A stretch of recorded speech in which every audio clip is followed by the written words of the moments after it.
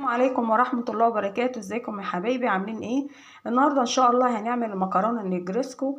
معايا دلوقتي كيلو من المكرونة سلقاها نص سوا عشان طبعا هتخش الفرن، ومعايا دلوقتي نص كيلو من السوسيس، وان شاء الله هتعجبكم. ونسمي الله ونصلي على رسول الله.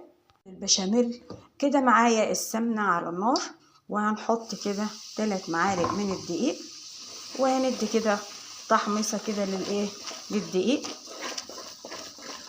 بعد ما الدقيق اتحمص مع السمنه هضيف بقى اللبن. معايا كيلو من اللبن،